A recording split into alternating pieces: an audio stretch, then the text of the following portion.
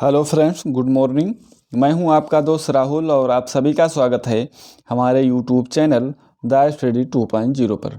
Friends, आज हम discuss करने वाले हैं 14 फरवरी 2024 के 10 मोस्ट इम्पोर्टेंट करंट अफेयर के क्वेश्चन। तो आप इस पूरे लेक्चर को बहुत ही ध्यान से लास्ट तक जरूर देखिएगा। लास्ट में आपसे एक क्वेश्चन पूछा जाएगा जिसका आंसर आपको कमेंट सेक्शन में ज़रूर देना है दोस्तों। और लास्ट में रोज़ की तरह आपके लिए जो है रिवीजन पॉइंट रखे जाते हैं। तो ये वीडियो लास्ट तक ज़रूर देखें, आपको ज़रूर पसंद आएगी। अगर वीडियो आपको पसंद आती है तो वीडियो को लाइक ज़रूर करें और चैनल पर यदि आप नए हैं तो चैनल को सब्सक्राइब करके बेल आइकन को प्रेस कर लीजिए ताकि हर वीडियो का नोटिफिकेशन आपको टाइम पर मिल पाए। तो आइए दोस्तों शुरू करते हैं आज का पहला और इम्पोर्टेंट क्वेश्चन। आज का पहला हमारा क्वेश्चन है, आपसे पूछा गया है कि किस संस्थान ने हाइपर वेलोसिटी टनल का सफल परीक्षण किया है। तो ये किया गया है आईआईटी कानपुर द्वारा। ठीक है, ऑप्शन नंबर जो इसका बी इसका राइट आंसर है। याद रखेंगे दोस्तों, ऑप्शन नंबर बी इसका राइट आंसर है। आईआईटी कानपुर द्वारा भारत के पहले हाइपर वेलोसिटी एक्सपेंशन टनल सुविधा के परिसर को स्थापित किया गया है। तो आईआईटी कानपुर द्वारा स्थापित किया गया है। इस टनल की जो लंबाई है वो है 24 मीटर और आईआईटी कानपुर के जो विशेषज्ञों ने इसे जो नाम दिया है वो नाम दिया है जिगरथंडा या S2 सुविधा का नाम दिया है। तो ये भी बात आप याद रखेंगे। इस टनल में जो जेट उड़ान होंगे और बैलिस्टिक मिसाइल होंगी, इनके परीक्षण के लिए ये मददगार साबित होने वाला है। और यह भारत की पहली हाइपर वेलोसिटी एक्सपेंशन टनल सुविधा है। और इस सुरंग में जो है 3 से 10 किलोमीटर प्रति सेकंड के बीच उड़ान गति प्राप्त की जा सकती है। तो ये सारी बातें हैं, याद रखेंगे दोस्तों। आइए महत्वपूर्ण करंट अफेयर के बारे में हम बात करते हैं। आईआईटी कानपुर द्वारा ही कृत्रिम बारिश करने की एक तकनीकी का अभी विकास किया गया है, विकसित किया गया है। तो याद रखेंगे। और आपसे अगर पूछे क्यूएस एशिया यूनिवर्सिटी रैंकिंग 2024 जारी हुई है, इसमें जो है वो आईआईटी जो बॉम्बे है वो 40वें स्थान पर रहा है दोस्तों। और आईआईटी जो दिल्ली है वो 46वें स्थान पर रहा है। आईआईटी दिल्ली की बात करें तो आईआईटी दिल्ली ने अभी हाल ही में दोस्तों अबू धाबी में यूएई में, जो कि अबू धाबी यूएई में है, तो वहाँ पर अपना कैंपस स्थापित किया है। और आईआईटी मद्रास द्वारा तंजानिया में अपना पहला अंतर्राष्ट्रीय जो है परिसर स्थापित किया गया है। तो ये सारी बातें हैं, याद रखेंगे। आइए दोस्तों क्वेश्चन नंबर 2 के बारे में बात करते हैं। क्वेश्चन नंबर हमारा 2 है, मियो ओका भारत में किस बैंक की कंट्री निदेशक बनी है। तो मियो ओका जो है ये एशियन डेवलपमेंट बैंक की जो है कंट्री निदेशक बनी है। तो ऑप्शन नंबर सी इसका राइट आंसर हो जाएगा, एशियाई विकास बैंक। ठीक है, एशियाई विकास बैंक इसका राइट आंसर हो जाएगा। एशियाई विकास बैंक जो है कि एशियाई विकास बैंक ने ताकेवो कोनेसी के स्थान पर जो है भारत के लिए जो निदेशक के रूप में जो नियुक्त किया है वो मियो ओका को नियुक्त किया गया है। और मियो ओका जो है वो जापान की रहने वाली हैं। बता दें कि जो भारत और एशियाई विकास बैंक है वो मिलकर साझेदारी को मजबूत करने का काम करेंगे। तो ये बातें आप याद रखेंगे। आइए दोस्तों अब हम बात करते हैं एशियाई विकास बैंक के बारे में। एशियन डेवलपमेंट बैंक इसका फुल फॉर्म होता है, थोड़ा सा याद रखेंगे। कभी कभी परीक्षाओं में इसका पूर्ण रूप पूछ लिया जाता है। एशियाई विकास बैंक एक क्षेत्रीय बैंक है और इसकी स्थापना जो होती है वो होती है 19 दिसंबर 1966 को इसकी स्थापना होती है। और मुख्यालय जो इसका है वो होता है, मुख्यालय इसका फिलीपींस मनीला में है। तो याद रखेंगे। और इनमें सदस्य देश जो हैं वो 68 हैं, जिसमें से भारत भी इस एशियाई विकास बैंक का सदस्य देश है। और अध्यक्ष की बात करें तो अध्यक्ष जो है वो है मात्सुको अस्कावा जो हैं इसके अध्यक्ष हैं, वो अध्यक्ष हैं और जापान के रहने वाले हैं। तो ये बात आप याद रखेंगे। अब दोस्तों बात करते हैं प्रमुख संस्थाओं के अध्यक्ष के बारे में। आपसे पूछे कि विश्व बैंक के अध्यक्ष कौन है, तो वो है अजय बंगा। अजय बंगा जो है विश्व बैंक के अध्यक्ष हैं। ठीक है, और विश्व बैंक का जो मुख्यालय है वो अमेरिका में है, याद रखेंगे। और भारत के हैं अजय बंगा। आईएमएफ के प्रबंधक निदेशक की बात करें तो आईएमएफ के जो प्रबंधन निदेशक हैं वो हैं क्रिस्टिना जॉर्जिवा। जो कि बुल्गारिया देश की रहने वाली हैं। WTO के महानिदेशक कौन हैं आपसे पूछे तो ये हैं दोस्तों नागोची ओंकाजा-इवेला। और नागोजी ओंकाजा जो इवेला हैं वो हैं नाइजीरिया की। आपसे पूछे कि खाद्य एवं कृषि संगठन के महानिदेशक कौन हैं तो वो हैं क्यू डोंग्यू, जो कि चीन के रहने वाले हैं, क्यू डोंग्यू। ठीक है, तो ये सारी बातें याद रखेंगे। और भी हैं, जैसे आपसे पूछे कि अंतर्राष्ट्रीय श्रम संगठन के महानिदेशक कौन हैं तो उनका नाम है गिलबर्ट होंगबो, उनका नाम है, जो कि टोंगो के रहने वाले हैं। UNDP के प्रशासक आपसे पूछे तो वो हैं अचीम स्टेनर। ठीक है, जो कि याद रखें ये हैं ब्राज़ील के। न्यू डेवलपमेंट बैंक के अध्यक्ष आपसे पूछें तो ये हैं डिल्मा जोसेफ। डिल्मा जोसेफ जो है न्यू डेवलपमेंट के अध्यक्ष हैं, तो ये बात आप याद रखेंगे। आइए दोस्तों बात करते हैं क्वेश्चन नंबर 3 के बारे में। क्वेश्चन नंबर 3 है, इम्पोर्टेंट क्वेश्चन है। अगर आपसे पूछें किस राज्य में दीनबंधु छोटू राम थर्मल पावर, याद रखेंगे ये नाम इम्पोर्टेंट है। ठीक है, Deenbandhu Chhotu Ram thermal power plant को स्वीकृति प्रदान की गई है। तो ये जो है दोस्तों ये किस राज्य में है तो ये जो राज्य है हरियाणा राज्य है। तो यहाँ पर इसको जो है स्वीकृति प्रदान की गई है, अब यहाँ पर बनाया जाएगा। और तो इसका राइट आंसर क्या हो जाएगा, हरियाणा। ऑप्शन नंबर 20 का राइट आंसर हो जाएगा। थोड़ा सा इसका नाम जरूर याद रखेंगे, Deenbandhu Chhotu Ram thermal power plant. ठीक है, इसका नाम होने वाला है। दोस्तों बता दें कि इसकी जो क्षमता होगी वो होगी 800 मेगावाट की इसकी क्षमता होगी। और ये यमुनानगर हरियाणा में स्थापित किया जाएगा। इसमें जो लागत है वो है 6,900 करोड़ रुपए की इसमें लागत आई है।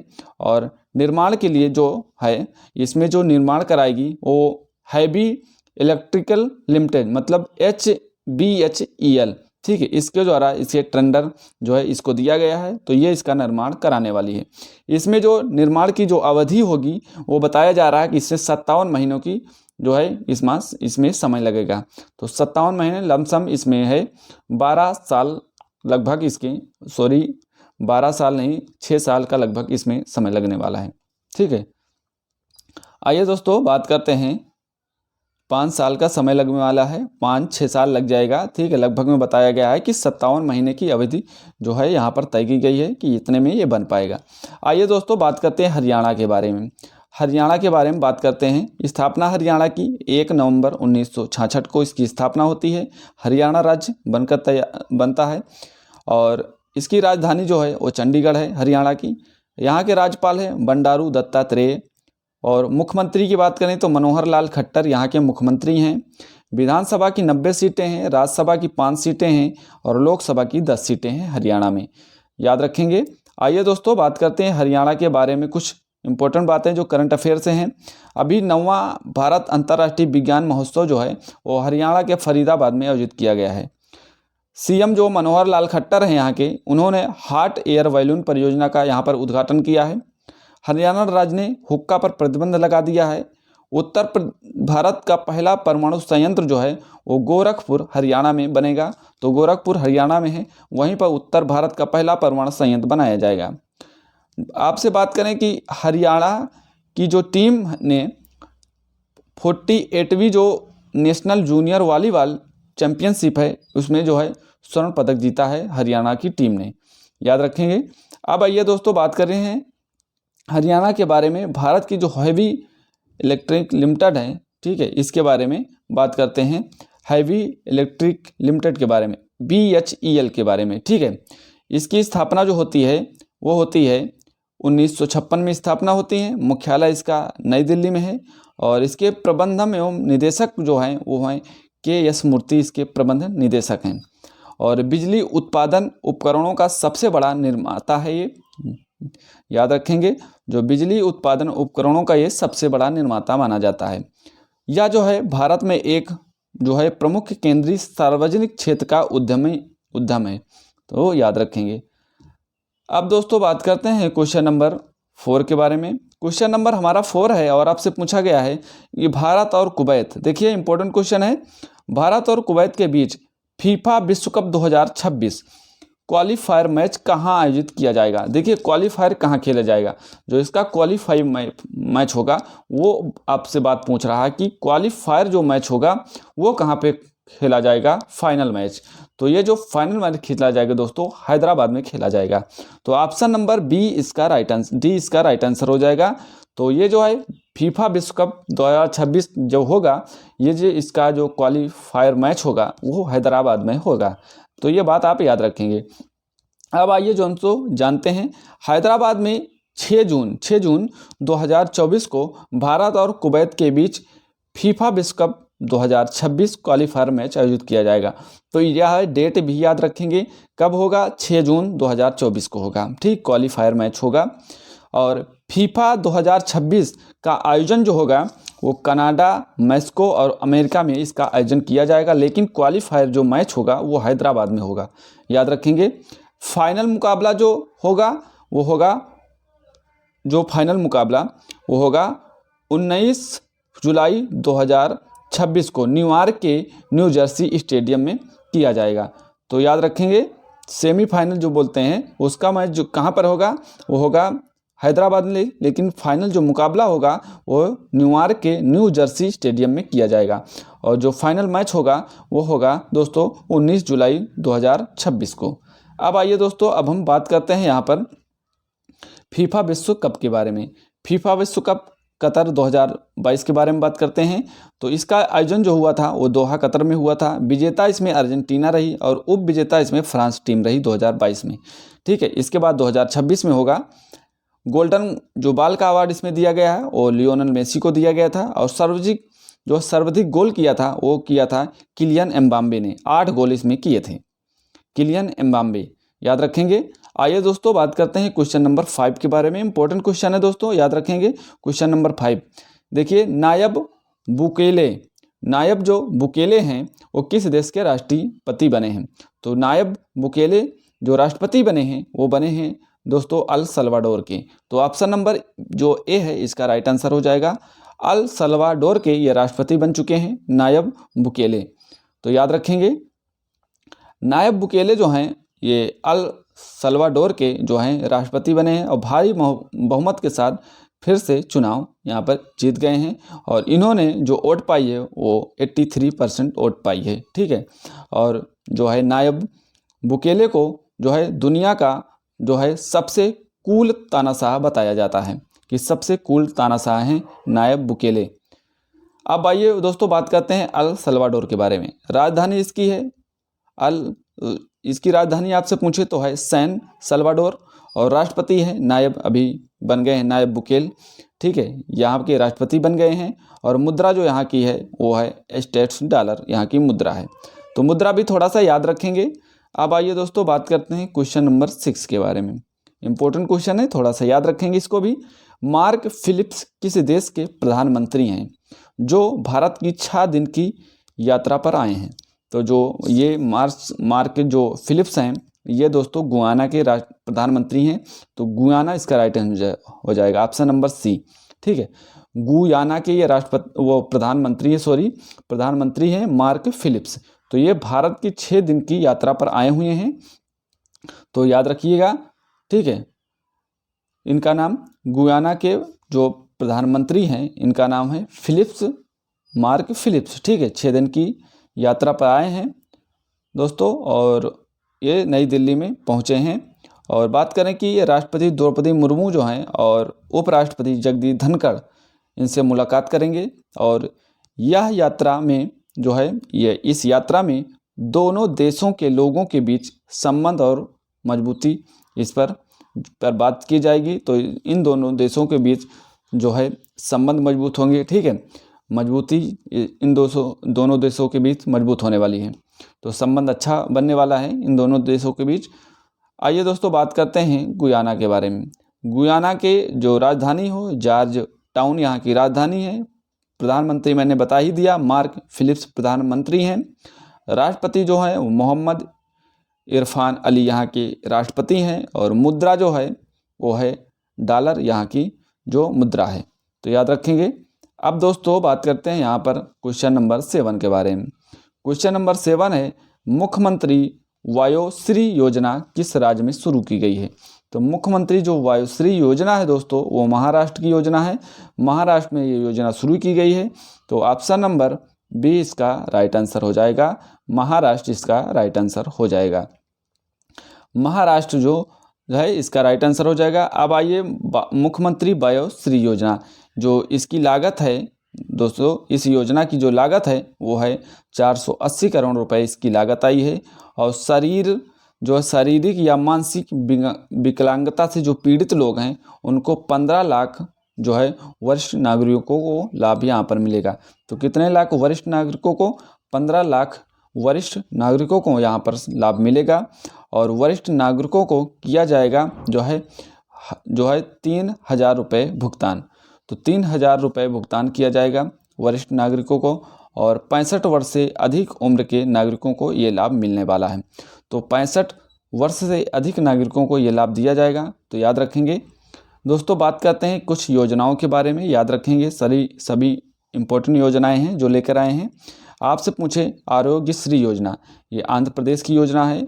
माई स्कूल माई प्राइड अभियान जो है ये हिमाचल प्रदेश का द्वारा चलाया गया है। और कुस्पा हाइड्रो स्टोरेज परियोजना जो है ये गुजरात की है। अभय हस्तम कार्यक्रम ये तेलंगाना द्वारा चलाया गया है। मुख्यमंत्री महिला उद्यमिता अभियान ये असम द्वारा चलाया गया है। हमारा संविधान हमारा सम्मान अभियान ये जगदीश धनखड़ ने इसको चलाया है। तो याद रखें इनके द्वारा शुरू किए गए हैं। आपसे पूछे कि महतारी वंदना योजना ये छत्तीसगढ़ की योजना है। अपना विद्यालय कार्यक्रम ये हिमाचल प्रदेश ने इसकी शुरू किया है। युवा निधि योजना ये कर्नाटक की योजना है। कॉलेज फंग थासी मिशन ये है मणिपुर का मिशन है। तो याद रखेंगे ये कुछ महत्वपूर्ण योजनाएं थीं। तो याद रखेंगे दोस्तों, परीक्षाओं में पूछ सकता है आपसे। आइए बात करते हैं महाराष्ट्र के बारे में। महाराष्ट्र जो है क्षेत्रफल की दृष्टि से तीसरा सबसे बड़ा राज्य है महाराष्ट्र। महाराष्ट्र की जो सबसे लंबी नदी है वो है गोदावरी। महाराष्ट्र में संतरों की नगरी जो कहा जाता है वो नागपुर को कहा जाता है। महाराष्ट्र का सबसे प्रसिद्ध आपसे त्यौहार पूछे तो वह है गुड़ी पड़वा। गुड़ी पड़वा यहाँ का त्यौहार है। लोनार झील महाराष्ट्र में है। और महाराष्ट्र में जो विधान परिषद की सीटें हैं वो हैं 78 सीटें हैं विधान परिषद की। अब दोस्तों बात करते हैं यहाँ पर क्वेश्चन नंबर 8। क्वेश्चन नंबर 8 है कि भारत ऊर्जा सप्ताह 2024 का आयोजन कब से कब तक किया जाएगा? तो ये 6 से 9 फरवरी तक इसका आयोजन किया गया है। तो ऑप्शन नंबर ए इसका राइट आंसर हो जाएगा। तो याद रखिएगा। आइए दोस्तों बात करते हैं भारत ऊर्जा सप्ताह के बारे में। इसका उद्घाटन पीएम प्रधानमंत्री नरेंद्र मोदी द्वारा किया गया। और ये आयोजन जो है 6 से 9 फरवरी 2024 तक इसका आयोजन किया गया है। और आयोजन जो इसका करेगा आयोजक वो पेट्रोलियम एवं प्राकृतिक गैस मंत्रालय और भारतीय पेट्रोलियम उद्योग महासंघ के द्वारा इसका आयोजक किया जाएगा। प्रायोजक कंपनी की बात करें तो सऊदी अरब की जो राष्ट्रीय तेल कंपनी है जिसका नाम है सऊदी अरामाको, ये इसका प्रायोजक कंपनी है। विभिन्न देशों के लगभग इसमें 17 ऊर्जा मंत्री इसमें शामिल होने वाले हैं। और 900 से अधिक प्रदर्शक भी इसमें भाग लेने वाले हैं। तो प्रदर्शक इसमें 900 से अधिक भाग लेने वाले हैं। और ऊर्जा मंत्री जो विभिन्न देशों के होंगे वो 17 ऊर्जा मंत्री इसमें शामिल होने वाले हैं। आइए दोस्तों प्रमुख सम्मेलनों के बारे में एक बार रिवीजन कर लेते हैं। अगर आपसे पूछें भारत मोबिलिटी ग्लोबल एक्सपो 2024 का आयोजन कहाँ पर हुआ, तो ये नई दिल्ली में इसका आयोजन किया गया है। ठीक है। और इनफस्ट जो है इंडस फूड 2024 इसका जो आयोजन है वो ग्रेटर नोएडा में किया गया है। 27वां राष्ट्रीय युवा महोत्सव 2024 इसका आयोजन जो है नासिक किया गया है, नासिक में। इंटरनेशनल पर्पल फेस्ट 2024 का आयोजन ये गोवा में किया गया है। आइए दोस्तों और भी बात करते हैं यहाँ पर। अगर आपसे पूछे COP28 2023 का आयोजन कहाँ पर हुआ है, तो COP28 2023 का आयोजन जो है संयुक्त अरब अमीरात में किया गया है। 18वां G20 शिखर सम्मेलन 2023 ये नई दिल्ली में किया गया है, भारत मंडपम में भारत में किया गया है, याद रखेंगे। 15वां ब्रिक्स शिखर सम्मेलन 2023 कहाँ पर हुआ, तो ये 15वां ब्रिक्स सम्मेलन जो 2023 में हुआ है वो दक्षिण अफ्रीका में हुआ है। तो 15वां था, याद रखेंगे। ठीक है। Vibrate Gujarat global trade show 2024 इसका आयोजन कहाँ पर हुआ, तो इसका आयोजन जो हुआ है वो गांधीनगर गुजरात में हुआ है। तो याद रखेंगे महत्वपूर्ण ये हैं सम्मेलन। क्वेश्चन नंबर 9 की बात करते हैं दोस्तों। क्वेश्चन नंबर 9 है, भारतीय सेना के उप प्रमुख कौन बने हैं? तो भारतीय सेना के उप प्रमुख जो बने हैं वो उपेंद्र द्विवेदी बने हैं। तो ऑप्शन नंबर सी इसका राइट आंसर हो जाएगा। उपेंद्र द्विवेदी, यहाँ पर देख पा रहे हैं, उपेंद्र द्विवेदी को भारतीय सेना का उप प्रमुख बनाया गया है। ये लेफ्टिनेंट जो जनरल हैं उपेंद्र द्विवेदी वो है, इन्हें उप प्रमुख बनाया गया है। और इन्हें जो लेफ्टिनेंट जो है जनरल MB सुचेंद्रन कुमार के स्थान पर इन्हें इस पद पर नियुक्त किया गया है। तो इनके स्थान पर अभी जो है उपेंद्र द्विवेदी को नियुक्त किया गया है। उपेंद्र जो द्विवेदी हैं इनको परम विशिष्ट सेना मेडल प्राप्त हो चुका है। तो उपेंद्र जो द्विवेदी हैं इनको जो है परम विशिष्ट सेना मेडल जो है और अति विशिष्ट सेना मेडल इनसे नवाजा जा चुका है। तो याद रखेंगे। अब आइए दोस्तों बात करते हैं यहाँ पर इंडियन आर्मी के बारे में। इंडियन आर्मी की स्थापना स्वतंत्रता से पहले 1 अप्रैल 1895 को होती है और स्वतंत्रता के बाद जो इसका गठन होता है वो 26 जनवरी 1950 को इसका गठन होता है। और आर्मी डे जो मनाया जाता है वो 15 जनवरी को मनाया जाता है। भारतीय सेना के पहले आपसे भारतीय सेना अध्यक्ष पूछे तो वो हैं जनरल KM करियप्पा, जो है भारतीय सेना के पहले भारतीय सेना अध्यक्ष थे। अब आइए दोस्तों बात करते हैं यहाँ पर जो है फोर्स के जो चीफ हैं सभी फोर्स बलों के, उनके बारे में। अगर आपसे पूछे SSB के महानिदेशक कौन है तो वो हैं दोस्तों चौधरी सिंह, दलजीत चौधरी सिंह यहाँ पर SSB के महानिदेशक हैं। अगर आपसे पूछे BSF के महानिदेशक तो है नितिन अग्रवाल हैं। CRPF के महानिदेशक वो हैं अनीश दयाल सिंह और CISF के जो महानिदेशक वो नीना सिंह हैं। NSG के जो महानिदेशक हैं नेशनल सिक्योरिटी गार्ड वो हैं MA गणपति, इसके जो हैं महानिदेशक हैं। अगर आपसे पूछे कि ITBP के महानिदेशक कौन है तो वो हैं राहुल रसकोत्रा हैं। NCC के महानिदेशक ये हैं गुरबील पाल सिंह और ICG के जो महानिदेशक हैं वो हैं राकेश पाल और NDRF के जो महानिदेशक हैं वो हैं अतुल करवाल। तो ये थे प्रमुख जो बलों के चीफ। तो याद रखेंगे सेना अध्यक्षों के बारे में, महानिदेशक के बारे में सभी याद रखेंगे। आइए दोस्तों बात करते हैं आज का लास्ट क्वेश्चन, क्वेश्चन नंबर 10। किस देश ने भारतीय नागरिकों के लिए वीजा मुक्त यात्रा नीति की घोषणा की है? तो इम्पोर्टेंट क्वेश्चन है। तो इसका जो राइट आंसर है ईरान द्वारा की गई है। सभी भारतीयों को जो है वीजा मुक्त यात्रा नीति की घोषणा ईरान द्वारा की गई है। तो इसका जो राइट आंसर हो जाएगा वो ईरान इसका राइट आंसर हो जाएगा, याद रखिएगा। आइए दोस्तों अब हम बात करते हैं इसके बारे में।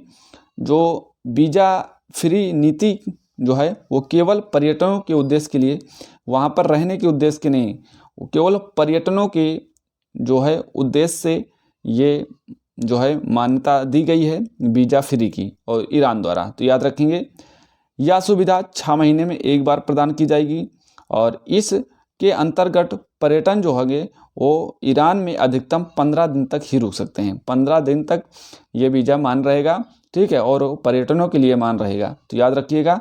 हाल ही में श्रीलंका, थाईलैंड ने भारत के लिए वीज़ा फ्री जो है सुविधा प्रदान की है। तो श्रीलंका और थाईलैंड ने भी भारत के लिए जो है फ्री वीज़ा सुविधा प्रदान की है। तो याद रखिएगा। अब दोस्तों ईरान के बारे में जान लेते हैं। ईरान की जो राजधानी वो तेहरान है और राष्ट्रपति हैं इब्राहिम रईसी यहाँ के राष्ट्रपति हैं और मुद्रा जो है वो ईरानियत रियाल यहाँ की मुद्रा है। और जो बात करें कि ईरान का जो प्राचीन नाम था वो था फारस ही ईरान को बोलते थे पहले, ठीक है। ईरान दुनिया का सबसे बड़ा मुस्लिम कंट्री देश है और कैस्पियन सागर तट और हिंद महासागर तट दोनों के साथ सीमा साझा करने वाला ईरान दुनिया का एकमात्र देश है। तो दुनिया का एकमात्र देश है जो कि कैस्पियन सागर और हिंद महासागर से अपनी सीमा साझा करता है। तो ये भी इम्पोर्टेंट पॉइंट अपने आप में बन जाता है, तो थोड़ा सा याद रखेंगे। अब दोस्तों बात करते हैं कल की क्लास का रिवीजन का। कल आपसे पूछा गया था कि ओलेग कोनोनेको किस देश के अंतरिक्ष यात्री हैं जिन्होंने अंतरिक्ष में सबसे अधिक दिनों तक रहने का विश्व रिकॉर्ड बनाया है? तो ये है रूस के, ठीक है। राष्ट्रीय विज्ञान दिवस 2023 की थीम क्या रखी थी? तो वो रखी थी indigenous technology for developed India. पहली बिम्स्टेक एक्वाटिक चैंपियनशिप का शुभारंभ कहाँ किया गया? तो ये नई दिल्ली में किया गया है। Sport journalist federation of India के द्वारा किसे लाइफ टाइम अचीवमेंट अवार्ड से सम्मानित किया गया? तो ये किया गया था पीटी ऊषा को। आइए बात करते हैं आगे। जो है अहमद अवध बिन मुबारक किस देश के नए प्रधानमंत्री बने हैं? तो वो बने हैं यमन के।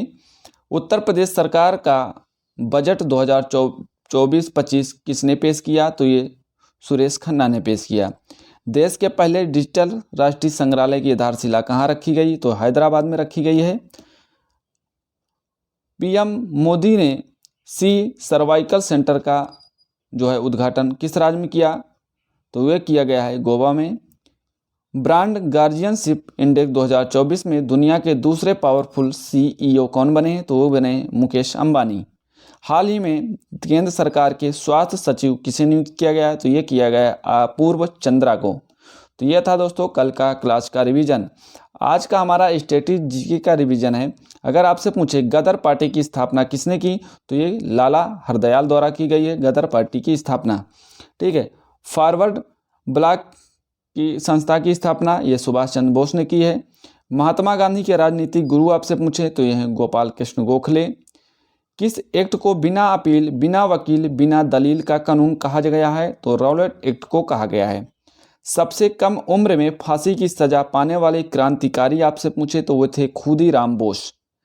राष्ट्रपति पर महाभियोग निम्नलिखित में से किसके द्वारा चलाया जाता है? तो संसद द्वारा ये महाभियोग चलाया जाता है राष्ट्रपति पर। राष्ट्रपति की क्षमादान शक्ति के संबंध में कौन सा अनुच्छेद है? तो अनुच्छेद जो है वो है 72। एशियाटिक सोसाइटी ऑफ बंगाल के संस्थापक कौन थे? तो वे थे William Jones. The economic history of India के लेखक आपसे पूछें तो वो थे रमेश चंद्र दत्त। भारत में डाक व्यवस्था शुरू करने वाला ब्रिटिश गवर्नर जनरल कौन था? तो वो थे लॉर्ड डलहौजी। तो ये थे स्टैटिक जीके के कुछ रिवीजन पॉइंट। दोस्तों इनको नोट डाउन करके रखेंगे और रिवीजन करते रहेंगे, ये आपकी परीक्षा में बहुत ही हेल्पफुल होंगे। अब आइए दोस्तों बात करते हैं कल के प्रश्न का। कल आपसे पूछा गया था यूक्रेन और वैश्विक शांति शिखर सम्मेलन की मेजबानी कौन सा देश करेगा? तो इसका जो राइट आंसर है स्विट्जरलैंड इसका राइट आंसर था। याद रखेंगे ऑप्शन नंबर सी इसका राइट आंसर था। आज का हमारा प्रश्न है आपसे कि आईआईटी मद्रास का नया कैंपस किस देश में शुरू किया जाएगा? तो इसका राइट आंसर आप कमेंट सेक्शन में ज़रूर बताएं दोस्तों, इसका राइट आंसर क्या होगा। तो दोस्तों आपको वीडियो कैसी लगी? अगर आप वीडियो पसंद आई हो तो वीडियो को लाइक ज़रूर करें और अपने सभी दोस्तों तक इस वीडियो को शेयर भी करें। और चैनल पर नए हैं तो चैनल को सब्सक्राइब करके बेल आइकन को ज़रूर प्रेस कर लें दोस्तों, ताकि हर वीडियो का नोटिफिकेशन आपको टाइम पर मिलता रहे। तो दोस्तों मिलते हैं नेक्स्ट वीडियो में। आज के लिए सभी दोस्तों को जय हिंद, जय भारत।